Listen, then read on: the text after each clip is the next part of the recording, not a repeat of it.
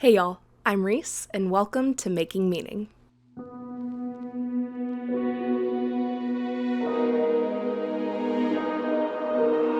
Making Meaning is a podcast by the Cohere Collective here to help guide you on your path to make meaning in your life in a way that makes sense for you. This week, we are premiering Season 2 with video of the podcast, and I couldn't be more excited.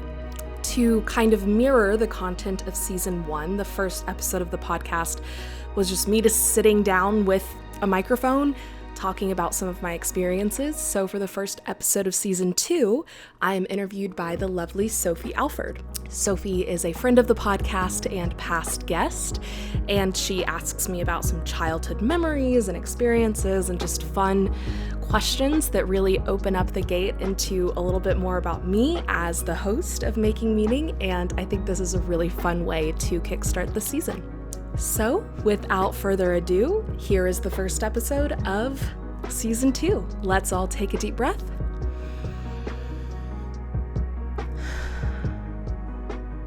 And get started. Well, hello. Welcome to my podcast, Reese. Thank you so much for having me. Alrighty. Well, I'm excited to flip the script and kind of give you a little bit of a chance to talk about yourself, let your audience know more about you, and I'm excited to ask all the questions this time. I am so excited too. When you first threw this suggestion out, I was like, is this gonna be weird? Like, completely flipping it? But the more I thought about it, the more I was like, no, Sophie's so right. Like, it is a good idea to, like, talk about myself and my approach to things. So I'm really excited for doing it, and I'm grateful that you're doing it. Me too. I'm excited as well. So I just want to start off. We're going to do some personal questions. Cool. Like a little bit more deeper questions. And then we're going to do some more whimsical, funny questions. Love. You know, there's no right or wrong answer with these. Okay. Let's just have fun. I love it. Okay, so let's start. What is one of your favorite childhood memories? Ooh. Okay, one of my favorite childhood memories. I don't want to, like, overthink it, so I'm just going to go with the first one that popped into my head. Every single time me and my brother would go over to my Grandma Darlene's house, actually, who's in this lovely frame behind us, she would always have bought some sort of toy for us, which my parents put a stop to pretty quickly because they were like, you need to stop, you're spoiling them. But of course. She had, her house was a 2-bedroom, and so she had the master, and then the other bedroom was just the toy room, and there was like a guest bed there too. And so every time we went over, there would always be a new toy in the toy room. So me and my brother would, like, run back to the toy room to find what was on the bed, and then, like, bring it out and get to play with it that day with Grandma Darlene. And I just remember, like, the excitement of, like, it being Christmas morning, going over to my grandma's house every time. Mm-hmm. Yes, because I was a child and, like, wanted toys. Mm-hmm.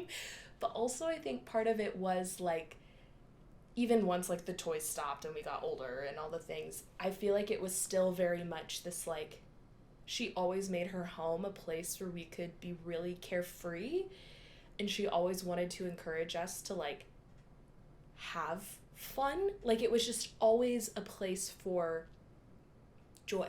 Oh, that's nice. Yeah, so I just have such a vivid memory of, like, running back and finding, like, a new Barbie doll on her back bed and just being so excited as a little kid. I love that. Yeah. Okay, so now, what's a funny story that your family would tell about you?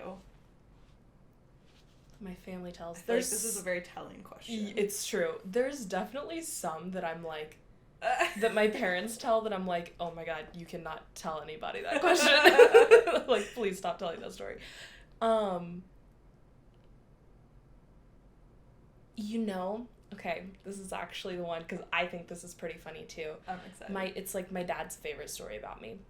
So in 2nd grade, no, it was 3rd grade. It was 3rd grade because I had just switched schools. But my dad would drive me to school from 3rd through 5th grade because me and my brother were going to different schools at the time, and so my mom would drive my brother, and my school was on my way to my dad's work, and so it just made sense for him to drop me off on his way. And so, like very normal third grader, Reese would listen to audiobooks with her dad on the way to school, and it would just be whatever book he was listening to. So we read like Stephen Hawking's The Theory of Everything and like Plato's Republic and like random stuff, and then we would talk about it. So I really, really loved doing that, but because my dad used to work in finance, at this job that he was at the time was in finance, he would also talk to me about like finance stuff that was going on at his job. So basically, Reese was a boss girl when she was in 3rd grade. My dad always says that I ruined my potential because I should have been a bond trader. And I'm like, can you imagine me trading bonds? No. But the funny part of this is that because he like talked to us about money and finances all the time, and we read some book that like had this story in it where like some really big CEO was arrested for insider trading, and I was like, what is that? Like, obviously 3rd grade Reese didn't know, so my dad explained it to me.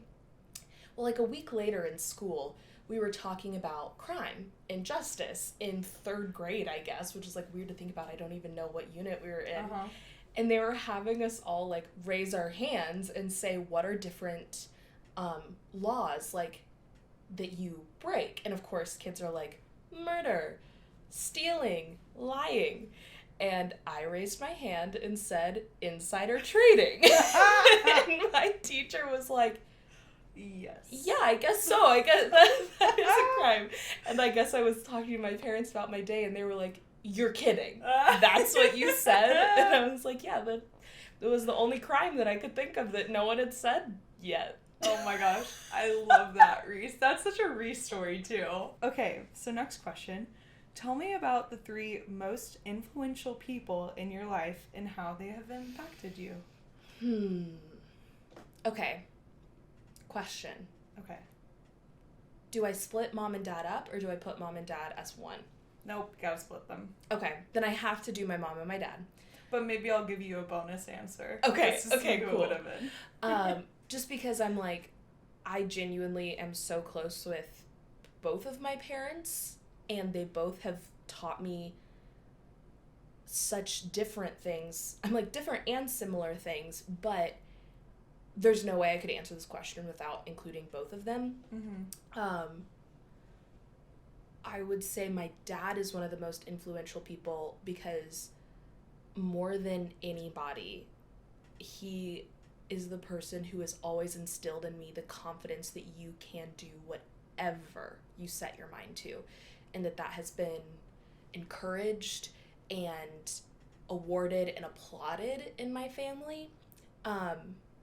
And he also really supports like taking risks, which I think is something that not a lot of people hear from their parents, is like, we want you to take smart, educated risks.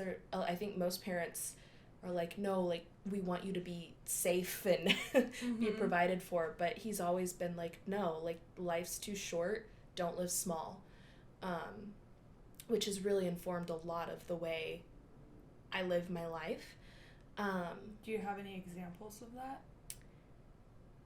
I mean, I think the biggest one that comes to mind is, like, instead of getting a 9-to-5 job, like, freelancing on the side while working on my company. Like, it has been a huge risk because, you know, no company makes money in the first 2 years, and even then it's, like, profit, you barely break even after that, right? So you're playing the long game here. Exactly. It's definitely a long game, which I know is a risk, especially as a young person, but to me it's always felt like one worth taking. But even like doing acting when I was younger and not being afraid to like audition for things and be told no time and time again, I'm like, true, it's okay, put myself out there. Worst that's gonna happen is they do say no. Yeah. If you don't ask, you don't get. Exactly. So I just feel like even though I'm not a very like, I wouldn't say I am a huge, like, I wouldn't call myself a risky person, but right. I think when it comes to really big life decisions, I have a tendency to make a choice that maybe other people wouldn't. Yeah. Just being your friend and yeah. like, living with you and seeing your daily life, I would also agree with that. Yeah. But I've also witnessed you, like, you do, the things that you take risk on are things that you are very passionate about and you feel very strongly about, and I think that that's the only foundation that you need in order to take that risk. Thanks. That's my observation. Feels good to hear you say that. I'm like, that makes me feel good. Okay. Moving on now. No. Okay, second person is my mom. I feel like I've gotten a lot of like my intellectual side, but also my like goofy goober side from my dad. But my mom is where I feel like my embracing my gut and embracing my instinct and my intuition and seeing sensitivity as a strength has come from. My mom is a trained counselor, and so obviously like being in therapy for as long as I've been in therapy since I was 12 years old and still am, was really informed by her, and that completely changed the course of my life. And I think that my mom is always someone who, whereas my dad is pushing this big picture, like we want you to take risks, my mom is pushing this, okay, now how do we apply it kind of thing, and is the one who's like, take risks, try different things on, enroll in acting, do soccer, do volleyball, take voice lessons, take cooking classes, play piano, learn how to play guitar. Like, there are so many things that I like did for a year, didn't like it, so I stopped, Yeah. But you tried it. Exactly. And that was always what my mom always wanted to like open the doors for curiosity. Oh, I like that. Yeah. And also is someone who like, I feel like everyone kind of has this with their mom, but just knows things about you that you could never even know about yourself. And so without that support, definitely would not be where I am today. Oh my god. I think that's a great like combo right there, in that you get both sides and it kind of helps level you out in those perspectives. Yeah, I think because my dad can be very like big picture, whereas my mom is very much like, okay, now how do we make it happen? At least in terms of like following your dreams, right? But they're still very much on the same page in encouraging that. Yeah. My mom's name is Paige, for those of you. This is so fun. But yeah, they never disagreed on, we want our kids to live lives of passion and purpose. Yeah. Which I think I'm really grateful for. I love that. Yeah. Okay, your third person. Third person. This is kind of hard because I have two, but I think... All right, give us both of them. Okay. If I had to pick one, I think I would go with my therapist. Okay. And I don't want to name drop her just because, I don't know, I haven't asked her if I could name drop her, and so I don't want to expose that. Very considerate of you, Reese. Thank you. But like I said, I've been in therapy since I was 13, and I have seen my therapist once a week, every single week of my life from 12 years old until now. So almost 12 years of my life, which is more than half. And I don't know how that could not be impactful, right? But also, not only has she given me wisdom that I'm just so grateful for, she knows me better than anyone else in this world. And to have a relationship with someone where I can walk into that room, sit on the couch, and say the things that I am the most ashamed of, the most guilty of, the things that I think make me irredeemably unlovable, and then have this person look at me and say, no, you're still good, you are still loving, you are still worthy of love, has just been like, everyone needs that person in their life. And I think that I would be in a much darker place if I didn't have someone who met all of my insecurity with love, compassion, and like the emotional equivalent of a warm hug. Right? And then the other person who I guess is honorable mention but has just been so important in my life is my first acting coach, Catherine Hart. Don't you have a tattoo? I do. Yes. I have a tattoo of the first thing she said to me on the first day, or not the first thing she said to me, the last thing she said to me on the first day we met, which is, when you look at the world, you see poetry. I have it tattooed on my ribs right here for those that are watching. Can confirm. Yeah, Sophie has seen my tattoo. But talk about someone who saw something in me that I didn't even see in myself at that time, and really encouraged me to hone that and see the beauty and creativity. And she is Miss Hart is extremely intelligent and compassionate and creative and very intuitive as well. And so I think a lot of my like mystical side that I have, I get from her in like having trust and faith in the universe, which is like weird to say about an acting teacher, but she just taught me how to like love life. Right. So yeah, those are my other two. Okay, I like that. Okay, so that's kind of a good segue, because one of my other questions I had was, what are some of the mantras that you live by, and why are they important to you? And I feel like kind of what your theater teacher said to you is kind of like something to think about. But what are other ones that you live by? Absolutely. I love this question because I am such like a quotes person. So absolutely, like things that people have said to me, like, when you look at the world, you see poetry. Obviously, I tattooed it on my body for a reason. Mm-hmm. I want a daily reminder of that.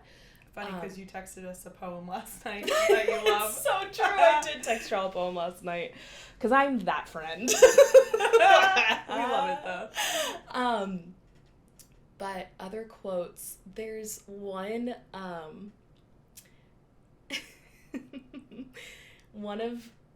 there's like, it's like an affirmation I saw on Pinterest, but to this day I think about it. And whenever I get like overwhelmed or anxious, it's what I think about. And it's, I release fear and gain trust in the process of life. Because sometimes I can be very fearful and very anxious. And so reminding myself that even if horrible bad things happen, like, I can trust in the process that this is going to teach me something. This is like life, the universe is taking me in this direction for a reason. And that's just a comforting one for me. It may not be for everyone, but it is for me. And then another one, which said to me the first time, and it's my favorite thing: what other people think about you is none of your business. And that's facts. It's facts, but it's so... Everyone wants to know. Exactly. But that is just not the way it is. But it's so hard to remind myself. I'm like, I want to know what everybody thinks about me. Is anyone mad at me? Like, I need to know. But truthfully, it's none of my best. Even you, like, my best friend, like, you get to have any opinion about me in any way that you want. And that's the beauty of like complex human relationships, is that I know there's things I do that annoy you, but also that's true for everyone. Exactly. But also there's things that we love about each other too. Exactly. You know, it's like, that's relationships. So 100%. We love that. We love it. So those are my like mantras, I would say. Yeah. Okay. I like that. One thing, I just want to add this because I love this quote so much.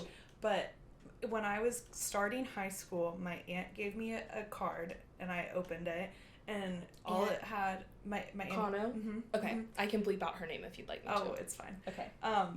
She's my homie. And Kano is the homie. No, she's cool. But she wrote on there, it was literally just one of those blank cards, and she just wrote in quotes, "No one can make you feel inferior without your own consent." And that's a quote by Eleanor Roosevelt. Such a good one. And I've kept that with me since then, and she reminded me again of it going into college, and I just love that quote because it's true. Like, you have to be your own advocate and be confident in yourself. Well, and I feel like it's such a good reminder too of like, when you do start to feel bad, for me, it's a good reminder of like, I have the power to stop feeling bad. Mm-hmm. I am actually giving the thing that's making me feel bad power now. True. Yeah. Yes. So I'm glad you brought that. It's like changing your mindset, sort of. Yeah. Okay, I love those. All right, next question. If you could be remembered for one thing, what would it be? It's a big question. Yeah. I mean, right now, in like a more surface level way, I would say like what I'm trying to do with the Cohere Collective, right? Like I would love for this to become a stamp that I can leave on the world, or not even a stamp to leave on the world, because I don't really want to like necessarily make something that's immovable or unchangeable, but almost like a blackboard that I could leave for the world to play with, or like a sandbox that I could leave for the world to play with, is more like what I'd like to do, but in a like deeper, not so like surface way. I really want to help people find confidence in knowing that they can, should, and are worthy of living the life of their dreams with purpose and fulfillment, and that I want to be someone who, even if Cohere and Making Meaning crashes and burns, I want people just that I meet in my life to leave interactions with me feeling more empowered and more confident, and feel like I can let people be the best versions of themselves around me. But that's Cohere's mission, is trying to find ways to let people know that whatever that kind of like purpose-filled life looks like for you, and you can pull that from anywhere or anything based on whatever your value and ethical system is, but that the world will be better because you're living with purpose and fulfillment. And I think that means more people will be happy. I think that means the world will be more peaceful. And I hope that makes the world a better place. So if I could be remembered for something, it would be that I let people be their best selves.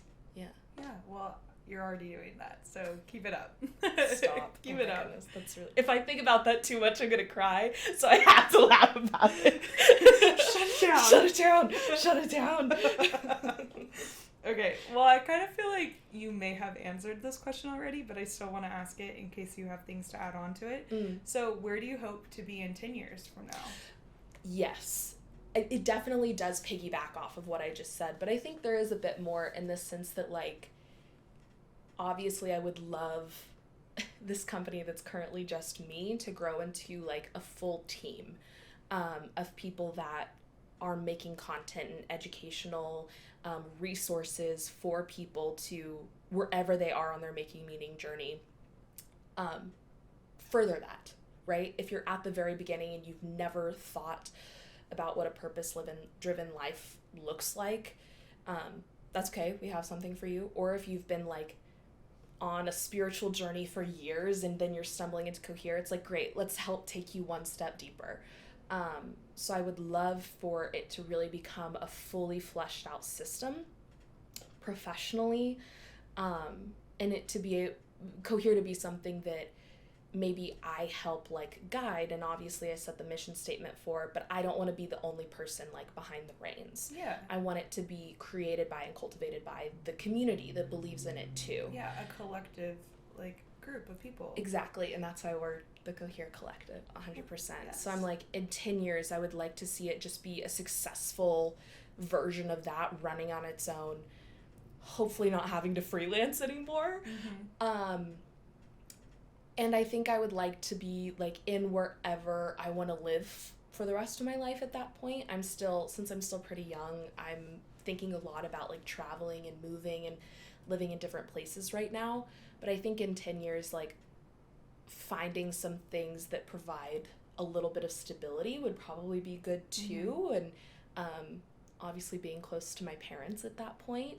But yeah, I think that it's hard for me too to separate like where I want to be personally and professionally, because Cohere and the Cohere Collective is so personal for me that I'm like, yes, it is a professional goal, but that is also like my main personal goal. And then financially, I just like to be not scared. I think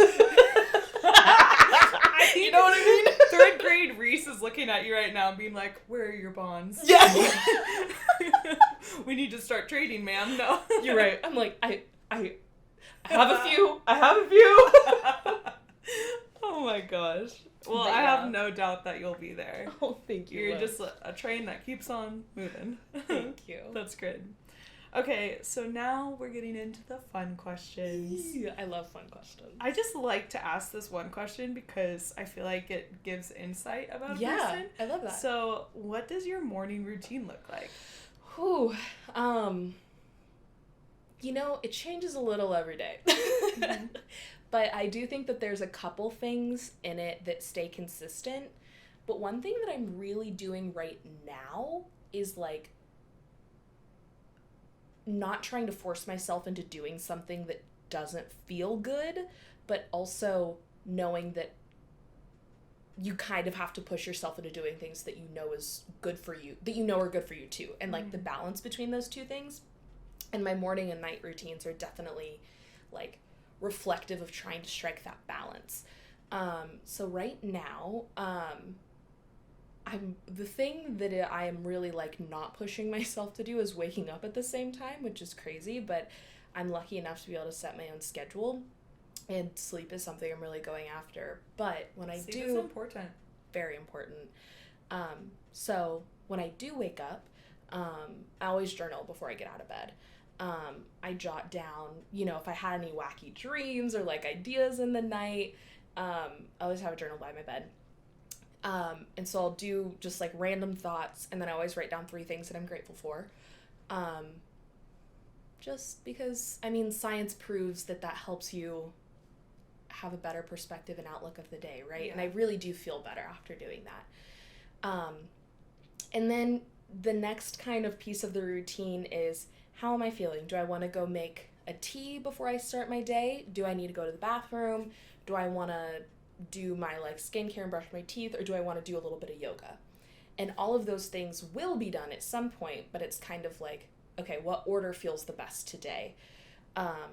So usually what I'll end up doing is like a little bit of yoga in my PJs, like a couple sun salutations, I love that. Just like get the blood flowing. Go make a tea to get my digestion flowing. I do the you see me do it every morning. I see it every morning. The apple cider vinegar and lemon, because it's good for metabolism and digestion. I should probably start doing that. Yeah, and honestly, when I first started doing it, I was like, this is nasty. But now I'm like, actually, used to it. It's kind of good. Yeah. Okay. So I think, because I was going to say, you really don't need to start doing it, but if you wanted to, I'll just say it does get better. And then I'll do that, do a little bit of yoga, and not enough to like really sweat, just enough to Feel move. Good. Yeah.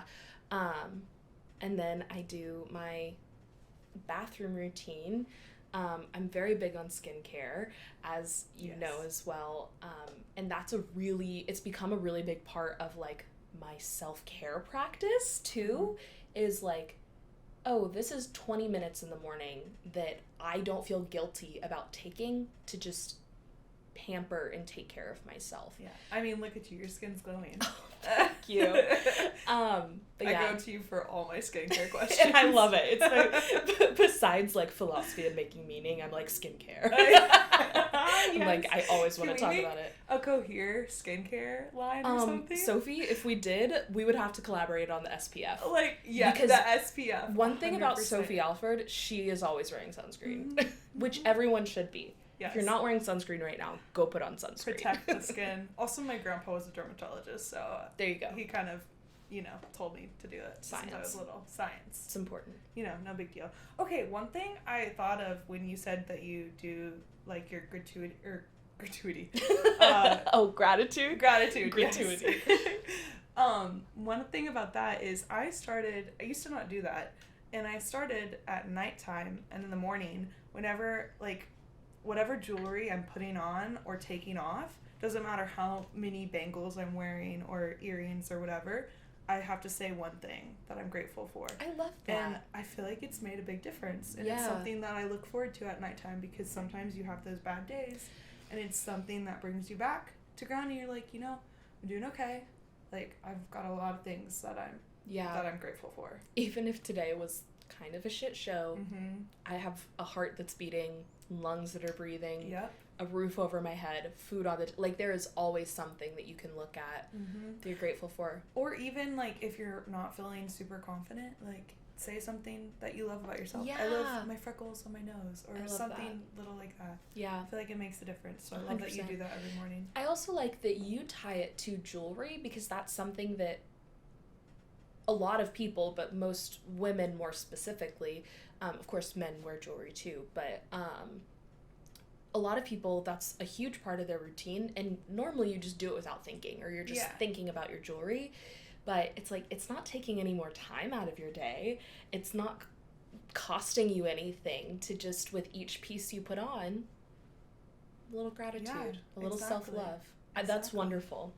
So I love that. Okay, next question. I kind of like this one. If you could have coffee with any historical figure, who would you choose? And then the real question is, what would you drink? What's your order? Okay. I do like this question.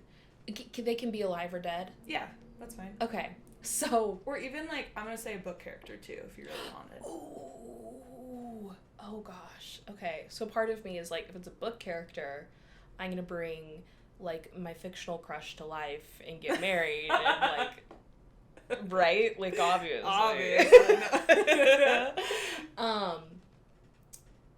Like, sorry, Annabeth, me and Percy are getting married. Yes.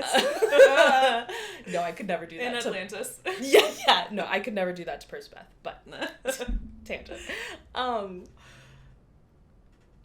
You know, I think it would be... this is such a hard question for me, because I don't have any, like, historical figure that I am just, like, absolutely obsessed with, like, is an icon for me. But there's a lot of people that I'm like, I really like their work and what they did and what they stood for. So there's, like, that part. But then I'm also like, what about the people who could answer, like, a really big mystery? I'm like, I'd be kind of interested in that. So part of me is like, maybe Elizabeth Schuyler? Yes. And be like, who, for those of you who don't know, which I'm sure most do, was Hamilton's wife, and he famously cheated on her, and she outlived him, and there's a bunch of stuff there. Very interesting. If you haven't seen Hamilton, go watch Hamilton on Disney+.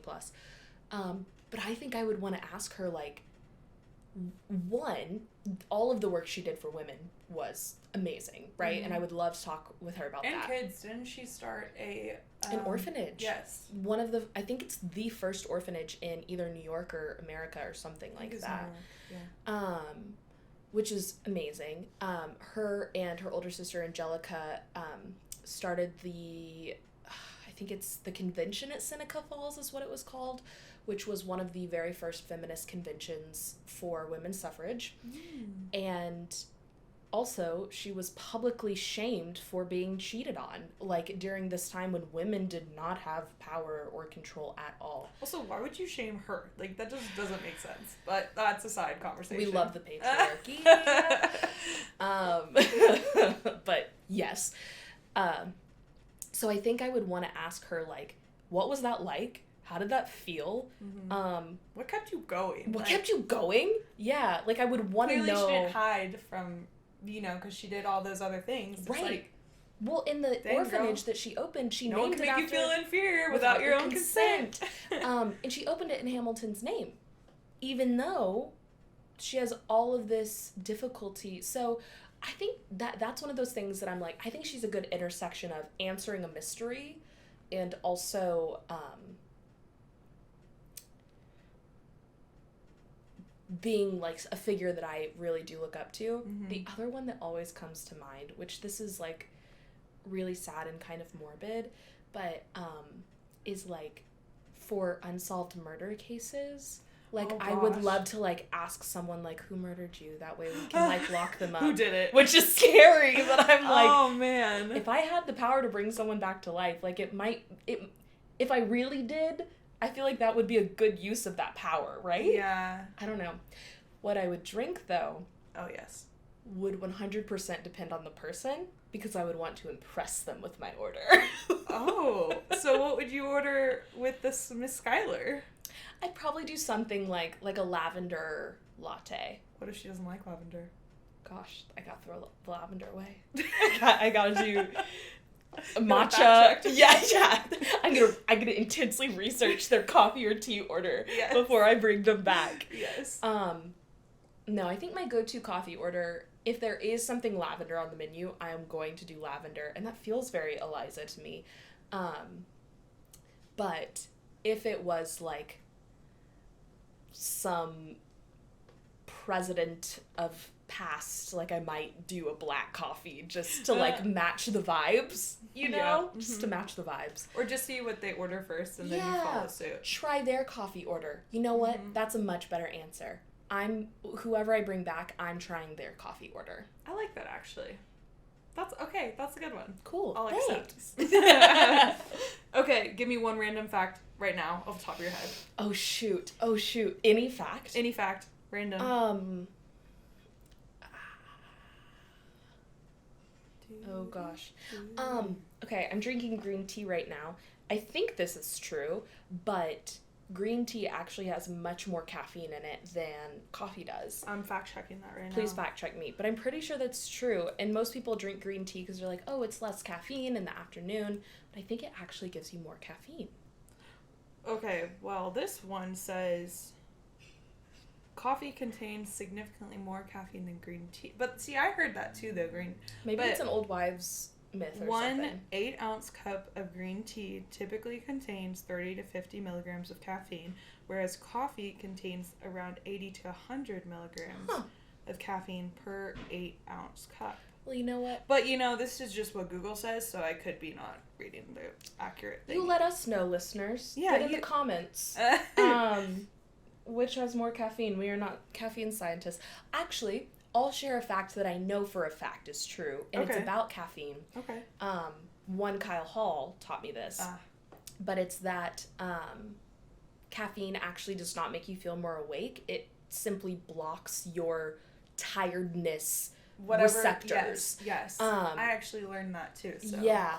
And so that's why so many people crash after having so much caffeine is because, well, once the caffeine's out of your system, all of the tiredness that you were essentially just pushing out floods back in, which is interesting. I was listening to a podcast actually about coffee and caffeine, but they also talked about how coffee or caffeine, it's good for you to have a little bit. I mean, depending on, like, of course, everyone has different health things, and sometimes people can't have caffeine, but I guess for the average person, if your health is okay, having caffeine in the correct amount of dose for you is actually beneficial for you, and it's got a lot of good health benefits. The problem is when you have too much of it, and that it turns bad. What the, like, average healthy dose would be? Like 1 cup of coffee a day, or would it be like half a cup of coffee a day? I don't know. Okay. I know for myself, I can only have 1 cup because then I'll get really jittery and start feeling like nauseous. So for me personally, I know 1 cup will do the trick for me, and I'll be good. That's so interesting. Well, and what a good lesson on, like, knowing your body, knowing yourself. Everyone should know themselves. That's true. Okay, what was your favorite trip that you've ever taken? This is an easy one. It was my most recent trip. I was fortunate enough to take a trip to Italy with my parents, and I just absolutely fell in love with Italy. The main cities we went to were Venice, Florence, Rome, and Sorrento, and every single city has its own character and culture. And the thing that I loved the most about it was because, of course, the old saying is that Italy is shaped like a boot. It's kind of a peninsula into the Mediterranean Sea, she said, question mark, because she's not good at geography. But it's a big port city because all of these cities on the side have... It is Mediterranean Sea. Is it? Okay, I got it right. Well, it's at the... Yes, basically. Cool. But they all got... Mediterranean Sea. Oh, it is, but there's also the Tyrrhenian Sea to its... Anyways, we're not geography majors, but that's okay. We're not caffeine scientists or geography majors. We're just chatting. I love it.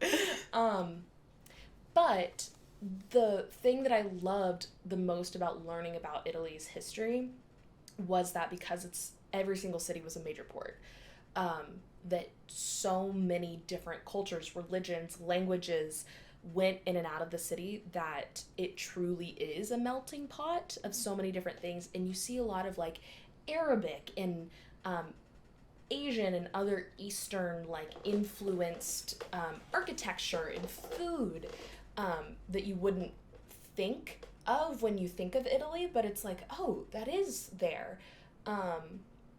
And one of our tour guides, and I loved this because people call America the big melting pot, right? Well, in recent times, they've started calling America, or United States of America, a mixed salad, because it's a bunch of different ingredients, but they're not actually homogenized. Oh. Yeah, it's like there's... That's an interesting way to describe that. Right. I like that. There's like pockets of people who still retain their unique culture, but we all exist together. But that Italy truly is a melting pot in the sense that it was all of these cultures that merged and melted into one new thing. Okay. Which I just found fascinating. And everyone was so nice, which I'm like, I just love nice people. And don't we all? Don't we all? And you know, you always hear as Americans going to Europe, they're like, oh, well, European countries and people tend to not like Americans, which I'm like, understandable. So you always kind of prepare to be a little on guard, and like, you know, you're in a different place, you want to be respectful, right? Mm-hmm. But everyone was so welcoming, so kind, taught me Italian, like, just so welcoming, wanted to hear all about us, like, while we were asking about them. So it was just wonderful and fabulous. That's good. I loved hearing about your trip. Okay, so what is your favorite holiday movie and why? Holiday movie. So when you say holiday movie, do you mean like a winter holiday movie, or do you mean any movie associated with any holiday? Because we'll go with that. I'm really tempted to say Groundhog Day. But I actually have never seen it, so I can't say. Oh, you've never seen it? No. Well, then no, that's not your answer. Right, it can't be. I think that would be a very funny answer. Yes. But I'm like, I need to watch the movie. I think... You know, I'm gonna have to go with the Polar Express, which I know you don't like. I know, and honestly, I just can't even remember the movie, but I just remember when I was a child, I, for whatever reason, did not have a good impression of the movie. It's kind of creepy. And so I need to rewatch it so that I have a valid opinion, but I just, you know... Your opinion's still valid, but I would love to rewatch it with you. I feel like it's time, because... It's time. I'm not a child Sophie, anymore. It's time. The time has come. We're gonna make hot chocolate and watch Polar Express. All right, cool. But this is really a nostalgic answer, because me and my brother are siblings who fight quite a bit. And I just have so many fond memories. This was the movie we would watch every year. And it was like, when the Polar Express is on, nothing bad can happen. And it was like the thing that we would always watch together. It's a truce. It's the white flag. Yeah, it's the Polar Express truce. And even now we watch it, even though neither of us live at home anymore, we watch it during Christmas with our whole family. And that's a great tradition too. Yeah, it's just a nice tradition, and the music is so silly and fun, and the animation is terrifying, and and Tom Hanks plays like 20 characters. Does he really? I think technically it's only like 3 or 4, but isn't that wild? Yeah, that is wild. That is wild. So yeah, it's for nostalgic reasons. I have to go to Polar Express. I can see that. Okay, follow-up question with that. Yes. What type of hot cocoa do you prefer to drink? with it? Because, you know, there's different There types. is different kinds. Okay, if I am doing, like, we're making hot cocoa and we're going in, I like to do the boil milk on the stove, get the Hershey's cocoa powder that's not sweet, that's just like the cocoa powder, and then add in sugar. Oh. And my dad... like normal sugar? Yes. Okay. And so you, like, boil it on the stove all together, and it'll kind of thicken up, because when you boil milk, it'll, like, thicken a little bit. And you can't burn it. Can't burn it, then it gets gross. Red flag. Yeah. And my dad pours amaretto in it, which is that almond liqueur. Oh, okay. You gotta make this good for us. I will. We'll do it this year. Yeah, we'll do fancy hot cocoa with amaretto and the Polar Express. Okay. All right. So that is only adults above 21 are allowed to imbibe in amaretto. But if you are above 21, highly recommend putting amaretto in your hot cocoa. Cool. Alrighty. So then, next question: what's your favorite personality and strength test, and why? Because I know this is your jam. This is my jam. I think almost similarly to astrology and tarot, even though people think about them so differently from personality tests, to me, all of these things are like different tools that provide frameworks for investigating the self and learning more about you, who you are, how you approach the world, how you're feeling and doing right now. And so I just always find that fascinating to learn more about myself, but also to talk to other people about how they test, right? Because I feel like it gives you a lot of insight that maybe typically someone wouldn't offer up. You know, I am really a feeler. But when you ask them their Myers-Briggs, you can learn that about them. Personality test, I'm going to have to go Enneagram. I'm a big Enneagram girly. Of course, it got really, really popular like 2-ish years ago. Kind of during COVID quarantine. I learned about it from you for the first time. That was my first time learning about it. And I think that was like right at the beginning of like its huge like launch into like the zeitgeist. But the thing that I love the most about the Enneagram is that it's rooted in childhood trauma study, which sounds really crazy. But for those of you who aren't familiar with the Enneagram, it's a 9-number system for 9 different personalities. And these 9 numbers are grouped into the head, heart, and gut sector. So there's 3 numbers for each. It's like a wheel, right? Yes. And then also each number is connected to other numbers for where you go in your strength and where you go in your stress. And so that's where the wheel comes in. Yeah. So it's all kind of interconnected, but your main number when you take the test is trying to identify what was kind of your deepest childhood hurt or trauma, and your number is typically how you counteract that. So for an example, I'm a 2, which is the helper, and my main like hurt, not that my family was hurtful or abusive at all, but everyone has something that's traumatic from their childhood. Growing up means growth, going through those kind of which things. means pain, right? And so my main thing was this like deep fear of being unlovable, and so that expresses as always wanting to help and give back, right? And so that's how the personality test kind of comes about. And I just love hearing about other people's numbers, because there's something so deeply personal about that even if you're not upfront talking about, hey, this is the worst thing that ever happened to me in my childhood, and then you talk like you don't have to talk about that in order to learn a lot about someone and why they are the way they are with the language of the Enneagram. So I think that's why I really love it. Reese and I are actually the same Enneagram. That's true. We're both 2-wing 1. What's the 1 again though? See, I don't even remember. 1 is the perfectionist. Oh yeah. So also in the Enneagram, there's wings, which is whichever number that's right next to yours that is your second highest. So you could be 2-wing 1 or 2-wing 3, but we're both 2-wing 1. Yeah, and because on the wheel, those are the numbers that are next to it. Yes. So like if you're a 9, you're next to a 1 and an 8. Exactly. So you could never be, like, a 9 wing 3. Like, Right. even if 3 is your second highest number, that wouldn't be your wing. Yeah. Okay. And then, if you had to write a book tomorrow, what would it be about? So this is interesting because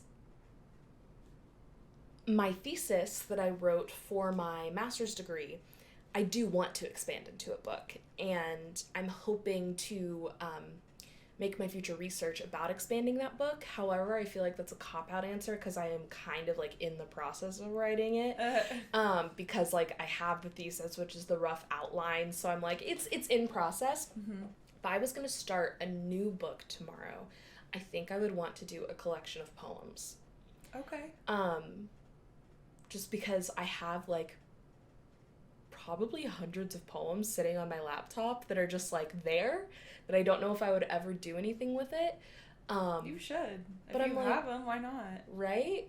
I'm like, that could be kind of cool, and, like, to go back and revisit those and maybe put them together chronologically or with some other, like, overarching theme.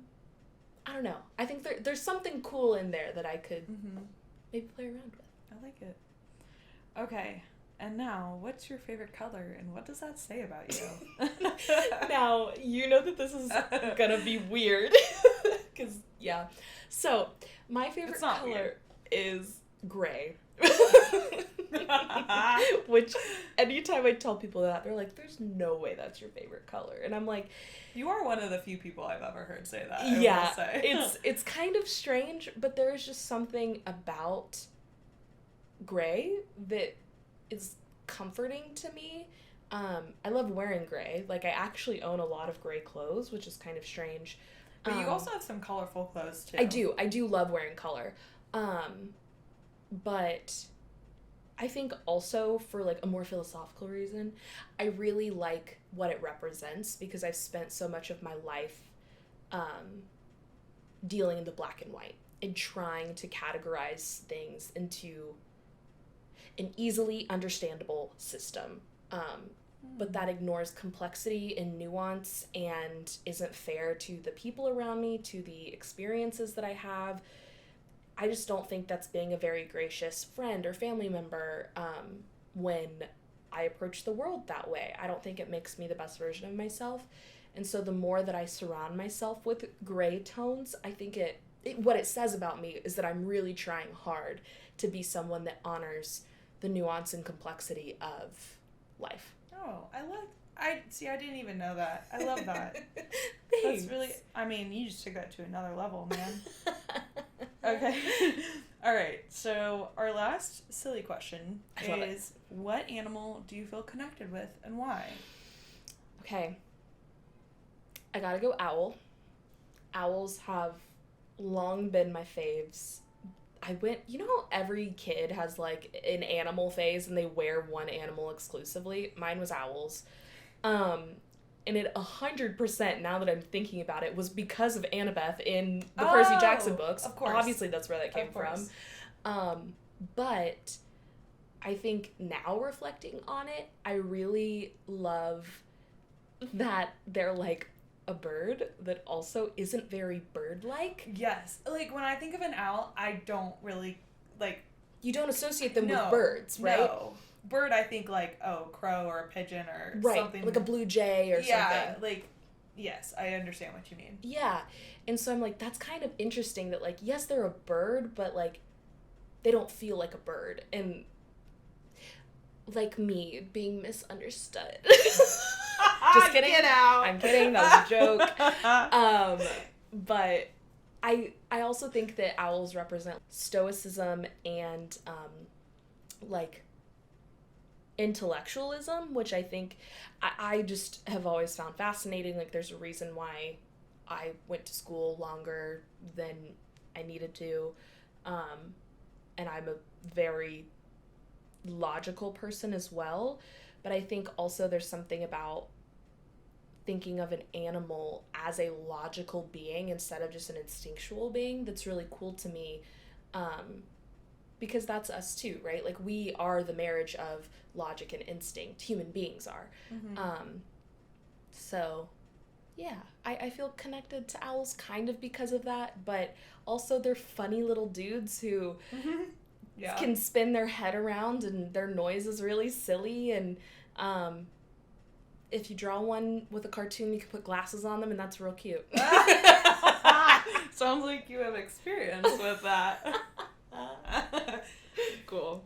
Well, okay, the closing question that I have, I actually am getting this shout out to NPR. They do this a lot. Love that. I like what they do. So I love taking inspiration. Yeah, I love this question, and I think it's a good thing to ask people from different, life backgrounds and stuff. So what's one piece of advice you have been given that you would like to pass on? That I have been given. It's interesting because I really do love advice questions and like hearing other people answer it, but now that I'm on the receiving end of it, it's interesting to think about how like no one has really ever sat me down and been like, here is my advice for you. Like any advice you get just kind of happens along the way.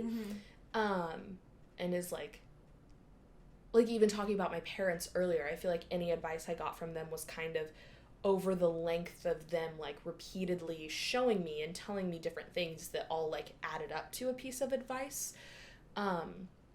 So I don't know if I can pinpoint like one exact moment that someone just said something and I was like, whoa, that changed everything for me.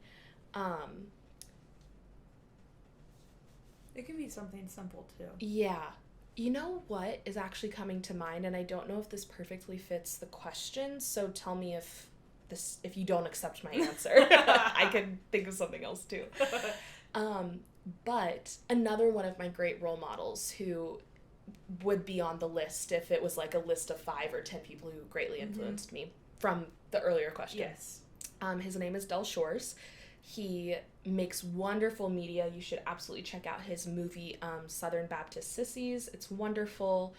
And he's also a playwright, but he would host acting workshops. A bunch of the influential people in my life are through acting just because I spent so much of my childhood and growth in that environment. And the very first workshop I had with him, at the end of the second day, it was a 2-day workshop, he asked everyone, do you feel like a star? And all of us were kind of like, no, we're a bunch of nobodies at an acting workshop. Like, we don't feel like a star. And he was like, you need to fix that. You are already a star. Your job is to convince other people. You should never have to convince yourself. You should not be in this industry if you do not believe that you are a star. And even though, of course, he was like talking about acting, and I don't think that it's your job to necessarily convince other people of your worth. Like, your worth is innate. However, I do think that to kind of draw the heart of that to real life, if you don't feel like you're a star right now, I believe you should. And he made every single one of us stand up in the front of the like little room that we were doing the workshop in, probably in some like Sheraton hotel, like conference room, and had everyone else clap for us for an entire minute and like give everyone a standing ovation. And he said, if you do not feel like a star, here is your star moment. He said, everyone deserves to have a star moment and to feel like a star. You are already a star. Whoa, I did not see this one coming, and I love that. I'm glad. Yeah, because like, it's not like advice, it's more like instructions, but it just like totally changed the way that I like saw my own self-worth, because I'm like, no, I'm fighting and grinding to be like better than I am now so that one day I can be good enough. But his whole point was, you're already good enough. Yeah. It's up to chance now. Oh my gosh. And because it's like, I'm the type of person that I thrive off of words of affirmations, because then I know that I'm doing a good job. Right. But I mean, to his point, if this is my interpretation, like, you don't need necessarily the affirmations, because you need to believe it yourself and just show it to other people. Yeah. And that's like, that's just changing your whole framework and mind as well. And I love that. That's a really cool exercise to me. Right? I mean, like, it's just changing your framework again and, like, reshifting how you view yourself, because it's you ultimately who needs to feel like a star because you are one. Right. And I mean, it's almost like the manifesting stuff. Like, if you manifest and you feel that you are who you want to be and like you're going to achieve that, like, that's all you really need. It's like the self-fulfilling prophecy of that. Because clearly nobody's going to help you if you're not going to help yourself, and if you don't put that, you have to put yourself forward first. That. Absolutely. Well, and like you said earlier, like, ask and you shall receive. I don't consider myself a Christian, and I'm not necessarily one to, like, quote Bible verses, but this is one that I think about a lot. But the quote or the verse is literally like, the door will never open if you do not knock. And I was just like, whoa. But it's like, to go back to your point, it's like, if you don't believe it in yourself, why would anyone else? True. Yeah. Or it's like, why am I going to give you the role if you can't show me that you can do it? Like, yeah. You know? Or why am I going to be the star that you were meant to be? Yes. Listen to your podcast, or order florals from you, or be your friend if you don't think you're wonderful. I think what you show people about yourself, they will believe. Yeah. You know? Wow. I've loved this conversation, Reese. Me this is fun. Too. As someone who interviews other people, I know that it is not easy, and I really appreciate your preparation and dedication to doing this. It really means a lot to me as a friend, but also as a podcaster, that you took the time and effort to do this. So thank you. You're welcome. And you did a very wonderful job. I don't know, I mean, I'm not a professional interviewer, but I think you did a really good job. Thanks. And I was nervous at first, but I had fun. Good. I mean, it's just us. It's just us. It's just us. There's no camera. There's no mic. Yeah. But also, what was I going to say? There was something else in my head that I wanted to say to you about interviewing. Oh, this is it. Of course, people love talking about themselves, so I really enjoyed this conversation because I just got to talk about myself. However, deeper than that, I really enjoyed this conversation because it also made me think, and your questions were really thoughtful. So thank you for that as well. I really do appreciate it. Yeah, of course. Always here to support you. Love you, Liv. Love you too. Thank you all so much for being here today and watching/listening to the podcast. I would really love to hear your thoughts, so please leave them in the comments down below, or head over to Instagram, Facebook, LinkedIn, TikTok, and now Threads, all at the Cohere Collective, to share your thoughts, hear a little bit more about the episode, and see what else we have going on. Please subscribe to the channel and to the podcast on Apple Podcasts or Spotify, and leave an honest review or rating. This really is the best way to support Making Meaning, the Cohere Collective, and the content that we are trying to create. And an honest review helps spread the word about what we're doing and helps us find the people that are going to resonate with our content. Sharing the pod is also a great way to start important conversations with people in your life, so I also recommend doing that if there's someone you think would enjoy this episode. Big thank you to Tristan Morgan at Plero Music for Making Meaning's theme music, and you can find them at pleromusic.com. And another big thank you to Nicole Ostreicher for Making Meaning's art and podcast cover. You can find Nicole at Nicole O Creates or Nicole O Design on Instagram. Right now, I am feeling a little nervous. This is, of course, the first intro and outro I've recorded for the video podcast, but I'm also feeling really grateful for this new opportunity, this new journey, experiment even, for the Cohere Collective and for the podcast, and feeling grateful that you're here. So thank you so much, and I will catch you next time. Love.